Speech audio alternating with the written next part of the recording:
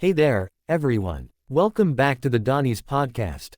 If you're new here, don't forget to subscribe so you can join us on these deep dives into history, culture, and everything in between. Today, we're taking a roller coaster ride through a topic that not only shaped modern history but also influenced generations to come, the Vietnam War. So grab your headphones, settle in, and let's unpack this wild chapter of history. Alright, let's set the scene. It's the early 1950s, and Vietnam is caught in a dramatic struggle for independence. After being under French colonial rule for decades, the Vietnamese are fed up and ready to kick the colonizers out. Enter Ho Chi Minh, a revolutionary leader with a vision for a free Vietnam. Picture him, a scrappy underdog with a cause, rallying his people to fight for their land. And let's not forget the historical backdrop here. The world is still reeling from the aftermath of World War II. And countries are beginning to find their voices in the quest for autonomy. But here's the twist. While Ho Chi Minh is channeling his inner revolutionary, the US is watching closely from across the Pacific. They're not exactly the white knights in this story. Why? Because the US is knee-deep in the Cold War, viewing every political move through the lens of communism versus capitalism. They see the rise of communism in Vietnam as a direct threat, fearing it could spark a domino effect throughout Southeast Asia. The stakes couldn't be higher. Now, let's talk about how the Vietnam War actually started. It all comes down to the division of ideologies. After the French pulled out in 1954, Vietnam got split into two, the Communist North led by Ho Chi Minh and the anti-Communist South, which was propped up by the US.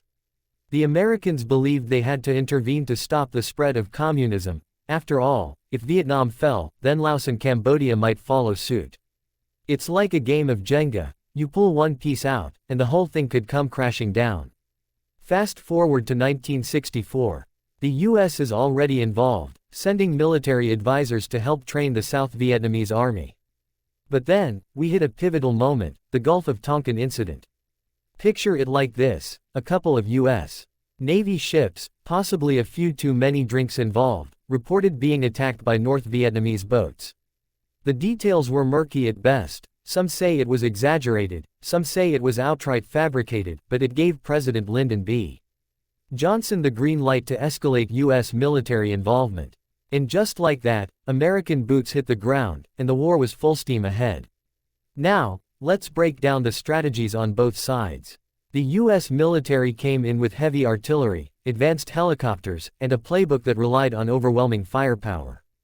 They launched Operation Rolling Thunder, a massive bombing campaign intended to weaken North Vietnam's ability to fight.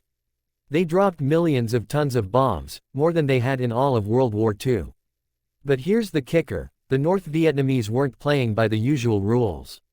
They knew their terrain, and they used guerrilla tactics to their advantage. Think hidden tunnels, ambushes, and traps that turned the jungles into a nightmare for American troops.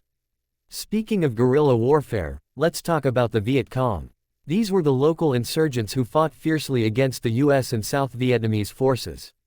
They were like ninjas in the night, stealthy, determined, and incredibly resourceful. They utilized the environment to their advantage, setting booby traps and using a network of tunnels that spanned hundreds of miles.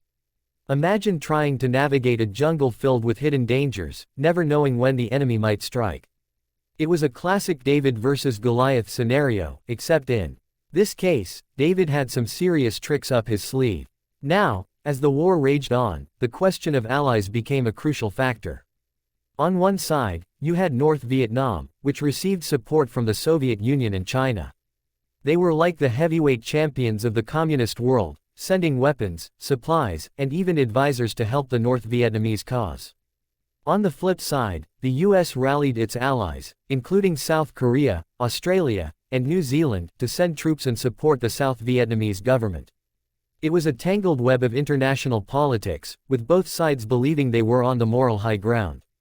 Imagine the world watching a boxing match, placing bets on their favorite fighter, except in this case, the stakes were much higher than anyone could have anticipated. As the years passed, the tide began to turn. The American public started to question everything. Protests erupted everywhere, college campuses, streets, you name it. People were tired of hearing about the mounting casualties and wanted to know why their friends and family were being sent to fight in a far-off land. This anti-war sentiment was amplified by graphic images and reports from the front lines. Songs like "Fortunate Son" by Creedence Clearwater Revival captured this frustration perfectly, giving voice to a generation that felt disconnected from the government's decisions. Then we hit 1968, a pivotal year that changed everything. The Tet Offensive, a coordinated surprise attack by North Vietnamese and Viet Cong forces during the Vietnamese New Year. Picture this: American troops thought they were taking a break, maybe celebrating with some Vietnamese food, and suddenly, boom! They're under attack. The Tet Offensive was a strategic failure for the North, however, it was a psychological victory. Images of the attacks were broadcasted on TV, shattering the illusion that the US was winning the war. People started to wake up. Maybe this wasn't just a quick victory after all. Now, here's a little personal note. You can imagine being an American soldier in Vietnam, surrounded by jungles and humidity, where every rustle of leaves could be a threat.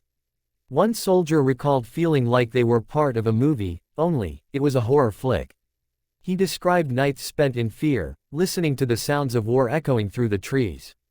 This wasn't just about strategies and politics, it was about real people, real emotions, and the brutal reality of combat. And let's talk about the human cost of this war. By the time the US withdrew, millions of lives had been lost on both sides. Families were torn apart, and entire villages were destroyed. The use of Agent Orange, a toxic herbicide, left long-lasting health effects and environmental destruction that still impact Vietnam today.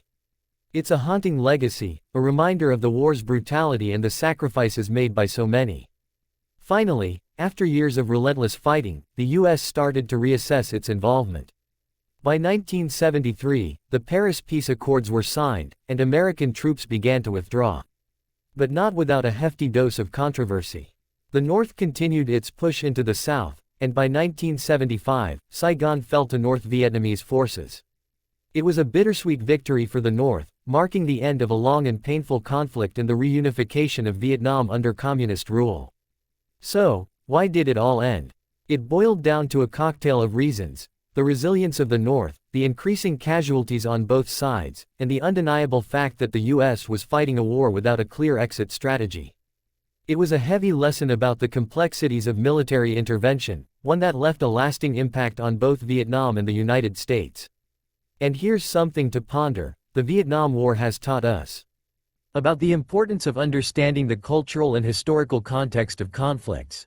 It reminds us that wars aren't just fought on battlefields. They're fought in the hearts and minds of the people affected. Alright, folks, that's a wrap for today. The Vietnam War is a complex saga of courage, conflict, and ultimately, the costs of war. If you enjoyed this episode, be sure to subscribe and let me know what topics you'd like us to tackle next. Until next time, stay curious, and I'll catch you in the next episode.